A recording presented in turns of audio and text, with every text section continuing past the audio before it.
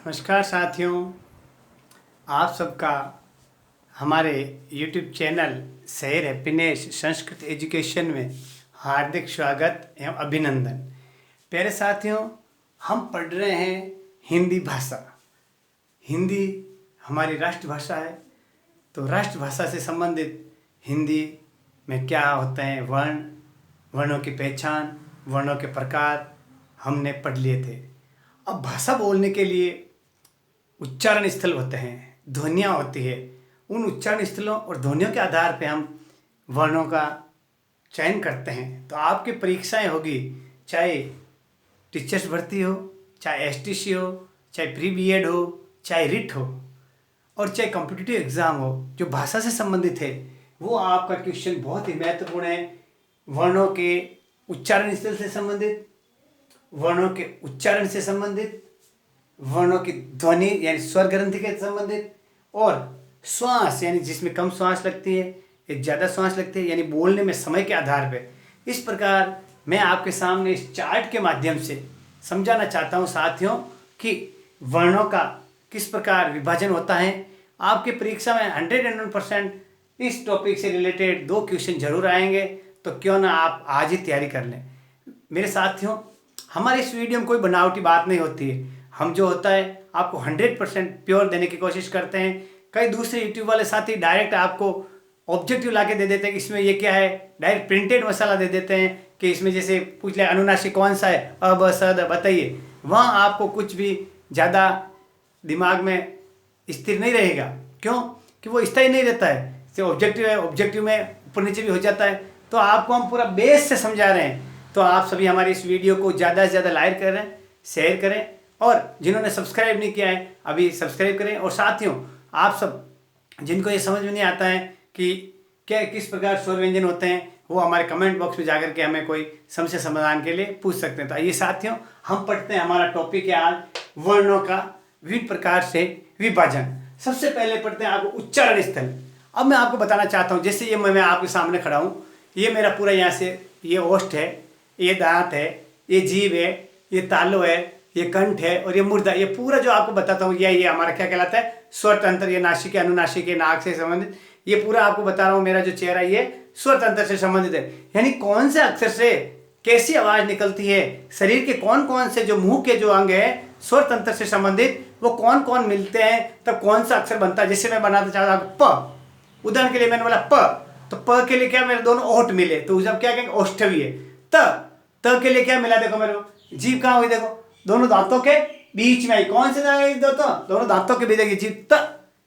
अब जैसे आपको ऐसे करो, ऐसे तब बोल सकते हो नहीं, त के लिए तो जीभ दांतों के बीच में ही आएगी। इसे क्या कहेंगे हम, दंतवी। इस तरीके से जो आपके जो कोर्स से संबंधित है, मैं आपको महत्वपूर्ण बातें बताते एक्सपेरिमेंट के साथ बताऊंगा। तो अब देखो, सबसे पहले चलते हैं अपन वर्ण। अ आ, बोलो आप भी मेरे पीछे। अ आ क ख ग क अड़ और अह, ये विसर्ग है। ह बोलते ना, ह रामः श्यामः संस्कृत के अंदर।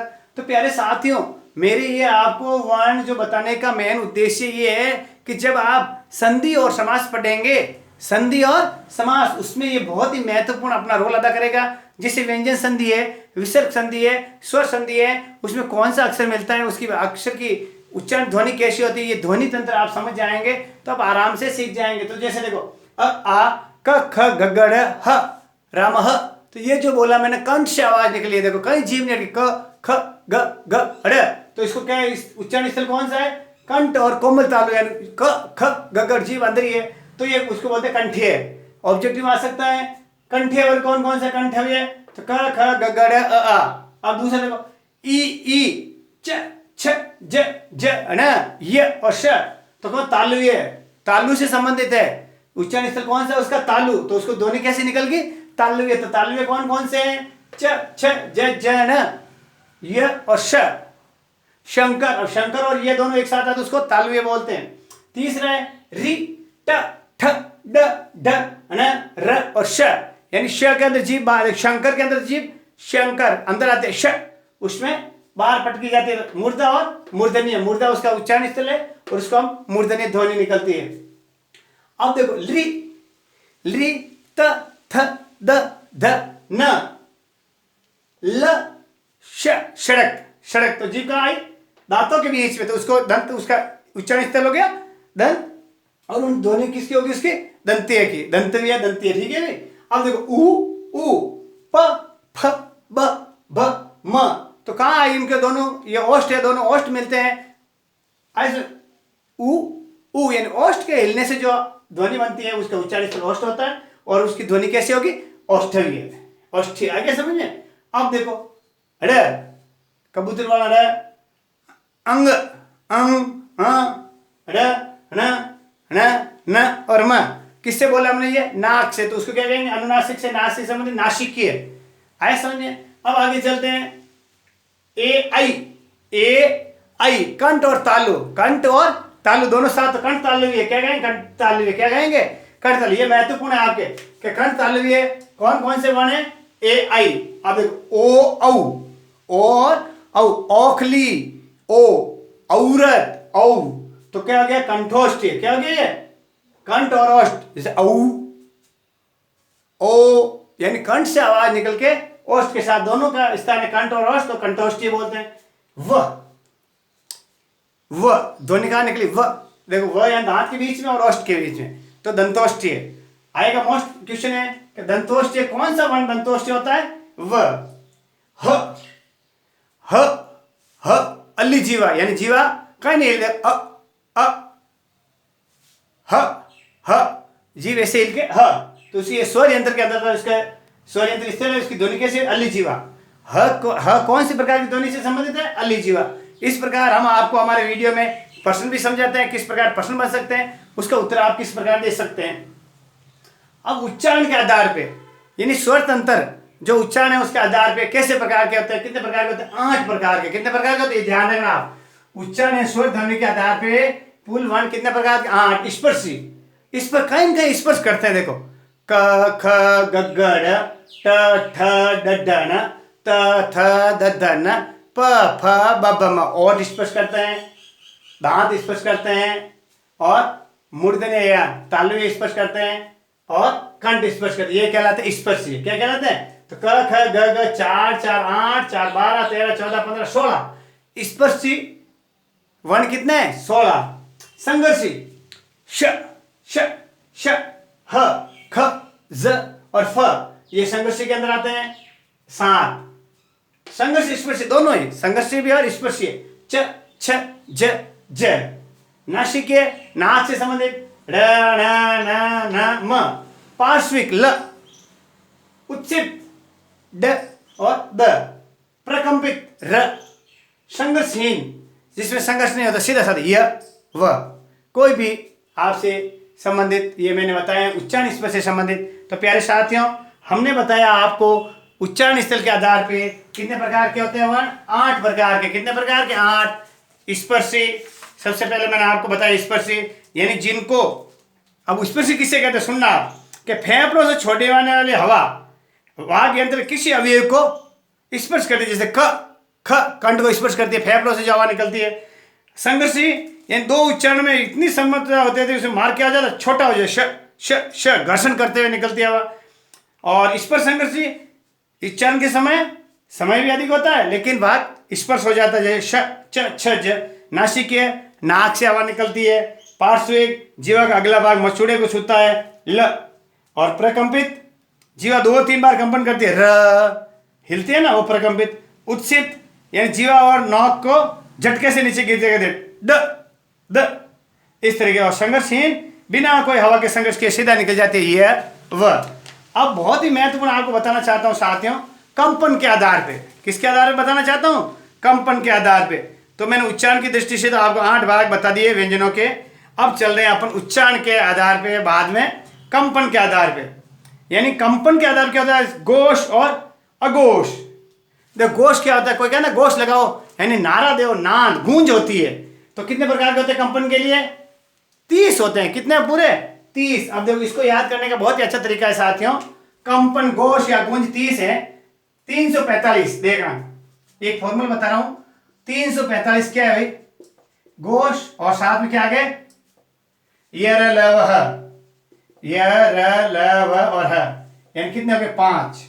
यानी हर वर्ग का तीसरा, चौथा, पांचवा। तो पहले वर्ग का कौन सा व्यक्ति था? चौथा पांचवा क वर्ग का ग गड़, ग गड़, जजण, डडण, ददन, बबम, यर लव और ह और सभी स्वर अ आ इ ई उ ऊ ए ऐ ओ अंग और री, ये जो 13 स्वर है और 30 ये आए समझ। इस तरीके से ये सब क्या होता है? गोश के अंदर आता। कितना है? गोश, यानी जिसको बोलने में गुंजन होता है उन्हें क्या कहते हैं? गोश वर्ण कहते हैं। तो गोश कितने प्रकार के हैं? 2 प्रकार के। कौन कौन से? एक तो सभी वर्ण के 30 चौथा पांचवा व्यंजन और 13 के 13 पूरा स्वर, यानी 345 याद रखो। 345 ये रह लव ह और स्वर, ये सब किसमें आते हैं? गोश में। अघोष क्या होता है? जिसकी ध्वनि कम होती है, यानी गुंजन नहीं करती है, सीधे साधा पहला दूसरा देखो बोलने के लिए क ख ग घ अरे यानी गुंजन करते हैं। तो गुंजन ग ग तो हो गए गोश और क ख ये क्या हो गया? अघोष। तो यानी 12, 345 गोश और 12 क्या हो गए?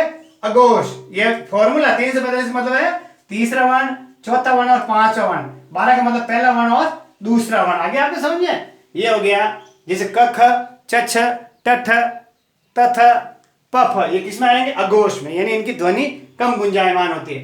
अब होता है श्वसन के आधार पे, यानी हवा, प्राणवायु, कितनी अधिक प्राणवायु लेते हैं बोलने में अक्सर और कितनी कम प्राणवायु लेते हैं। तो ये होता है प्राणवायु के आधार पे होते हैं अल्प प्राण और महाप्राण।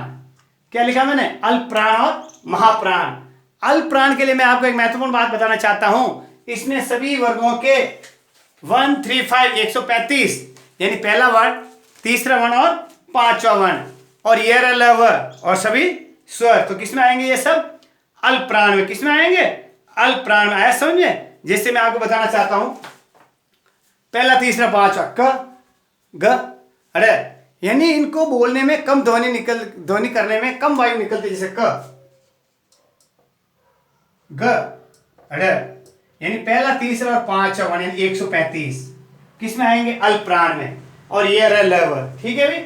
अब देखो आगे, और सभी स्वर, सभी स्वर किसमें आएंगे? अल्प प्राण। महाप्राण में ज्यादा आगे क और ख ग ग अरे छोटा आए समझ। तो क्या है? 12, इसमें क्या है? 2 और 4 24, दूसरा और चौथा ख और ग। जैसे एक छोटा ग बोलने के लिए कम समय होता है ग, और बड़ा बोलने के लिए घ ज ज। अब इसे बोलते हैं देखो जहाज। एक उदाहरण देखो जहाज, और एक बोलते हैं झंडा। ऐसा समझे? झगड़ा, एक तो बोलते जल, एक जल। तो देखो जल कम ध्वनि लगी, अल्प प्राण। जल तो ज में ध्वनि ज्यादा लगी, वायु बाहर ज्यादा निकली तो महाप्राण। इस प्रकार मैंने साथियों आपको बताया 24 यानी दूसरा और चौथा वर्ण श श श और ह, ये हो गया अपन के महाप्राण। अनुनासिक चंद्र बिंदु जिसके ऊपर अंग आ ई ओम ऊ, जो चंद्र बिंदु होता है उसको अपन अनुनासिक में लेते हैं। तो प्यारे साथियों, आज मैंने आपको बहुत ही महत्वपूर्ण टॉपिक बताया है वर्णों के संबंधित। कंठवीय, औष्ठीय, दंतवीय और उसके उच्चारण स्तर के आधार स्पर्शी, प्रकंपित, नासिकीय और कंपन के आधार पे घोष और अघोष। घोष जिसमें क्या, जो घोष के लिए क्या फॉर्मूला बताया मैंने आपको? 345 स्वर य लव ह घोष। और 345 के पीछे क्या बच गए? पहला, दूसरा, 12, केवल 12 यानी एक और दूसरा वर्ण है अघोष। घोष में कुल 30 वर्ण है और अघोष में 13 है। आया समझे? अब अल्प प्राण, महाप्राण 135 य लव और सभी स्वर। 135 पीछे क्या बच गया? दूसरा और चौथा यानी 24 और श श श ह और अनुनासिक चंद्र बिंदु। तो प्यारे साथियों, ये मैंने आपको रिवाइज भी कर दिया, बता दिया है। आप सभी इस वीडियो को ज़्यादा से ज़्यादा देखें, पूरा देखें, समझें। ये आपके लिए आगे संधि, समास जो भी आप पढ़ेंगे और शब्द की बनावट, शब्द। अब इसके बाद हम चलेंगे, देखो क्या पढ़ा हमने? वर्ण, वर्णों से मेल तो क्या बनता है? 2 वर्ण मिलते हैं तो शब्द मिलते हैं। फिर शब्दों से क्या बनता है? वाक्य।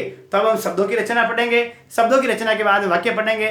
तो आप हमारे इस YouTube को कंटिन्यू देखते रहें, तो आपको तीनों ही भाषाएं आपके लिए बड़ी खुशी की बात है और बड़े गर्व की बात है कि हमारे इसी चैनल पे एक ही जगह आपको हिंदी, संस्कृत, इंग्लिश और सभी प्रकार की जो रिट पटवारी और जो भी कॉम्पिटिटिव एग्जाम है टीचर्स में, यहाँ सब मसाले आपको एक ही प्लेटफॉर्म मिल रहे हैं। वो है शहर हैप्पीनेस संस्कृत एजुकेशन। नमस्कार साथियों।